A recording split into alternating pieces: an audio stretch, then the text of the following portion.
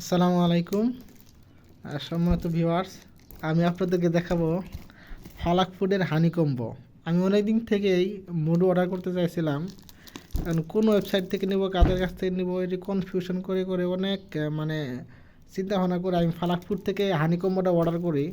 Reasonable প্রাইসটা অনেক কম। এখানে আছে 4টা মধু আছে। এখানে ওনাদের মূল্য হচ্ছে 1380 টাকা, 1300 টাকা, আর ডেলিভারি চার্জ 80 টাকা। এই মূল্য হচ্ছে 1380 টাকা। তো আমি এখানে একটা নিয়েছিলাম, আমি হানি নাট বানানোর জন্য আমি নাটগুলো নিয়েছি আলাদা করে। এই দেখছেন, এইগুলো নাট মিক্সগুলো আমি আলাদা করে কিনেছিলাম।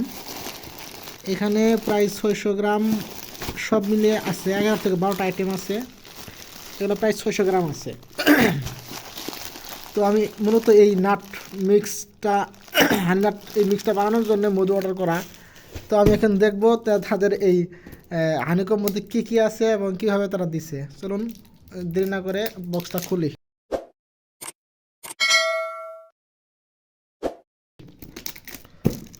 কোন দিক দিয়ে খুলি?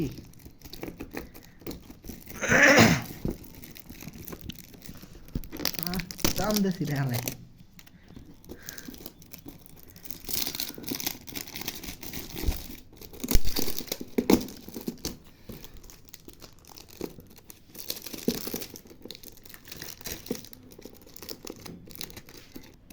যাই হোক, এই কোডটা তো ছিঁড়ে গেল, কিসের জন্য দিছে জানি না।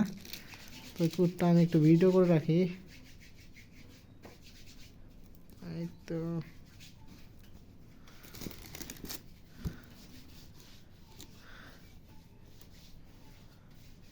ঠিক আছে, ছিঁড়ে গেছে, এটা আলাদা থাক।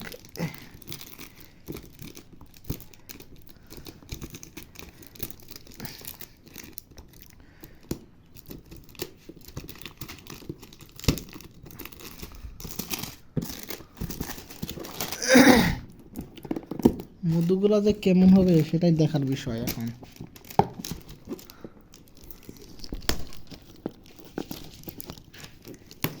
একলা ভিডিও করি, সমস্যা একটু।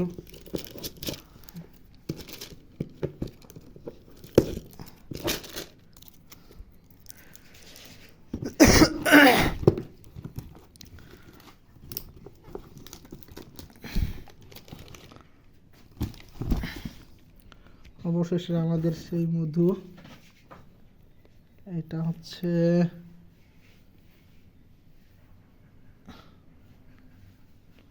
ফালাক ফুডের কি মধু রে,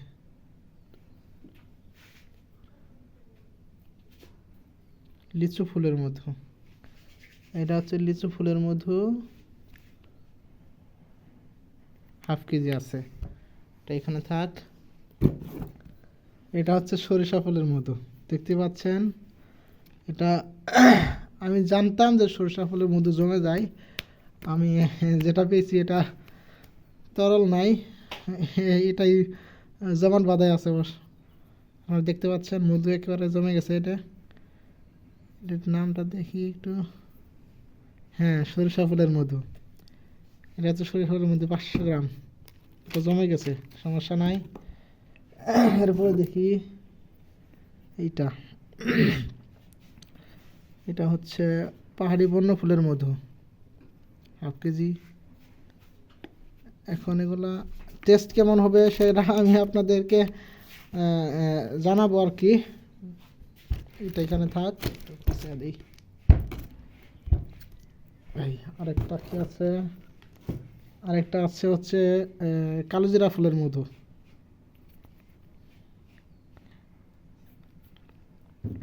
কালোজিরা ফুলের মধু 500 গ্রাম। এতে আমার পিউ দিয়ে দিছে দেখি 800 টাকা এমআরপি দেওয়া আছে। কালোজিরা ফুলের মধুটা বেশ ভালো লাগতেছে দেখে।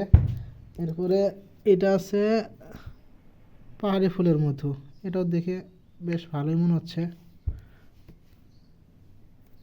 লেচু ফুলের মধুটাও বেশ ভালোই। এখন এর টেস্ট কি, একটা আমি এখন একটা খুলবো, খুলে টেস্ট করে দেখবো আর কি। আপাতত একটা খুলবো। কালো জিরাটাই খুলি নাকি? কালো জিরাটাই খুলি। কালো জিরা ফুলের মধুটাই খুলবো। খুলে দেখবো, দেখি এটার কেমন আছে, স্বাদটা কেমন। তো খোলাস এই রে, এক হাত দিয়ে ক্যামেরা ধরা, এটা কেন খুলি, ধরেন তো, খুলেন তো এটা, খুলেন, এই নিচে খুলেন, নিচে খুলেন, এই খুলেন, এটা খুলেন। হ্যাঁ,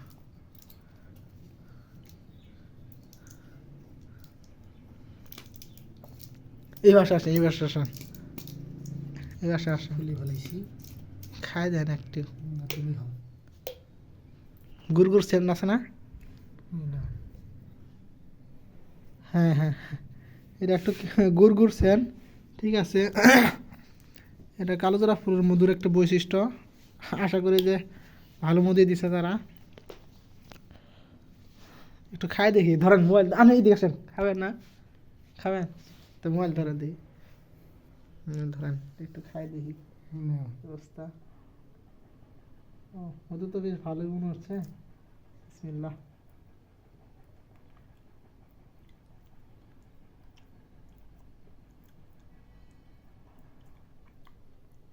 ঠিক আছে, ঠিক আছে, মধুর স্বাদ ঠিক আছে। নেন, আপনি একটু নেন দেখি, খাই দেন, খাই দেন, একটু খাই দেন।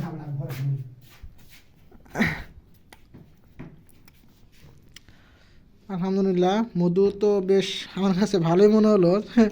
আমি তো মধু সম্পর্কে তো পারদর্শী না, তবু যে টেস্ট বা মধুর যে ঘনত্ব বা দেখতে যেরকম বা খাইলাম যে স্বাদটা, আমার কাছে মনে হয় যে ঠিক আছে।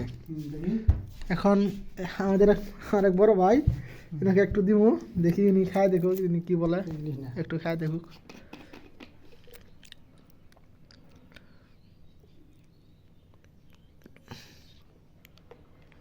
খান দেখি,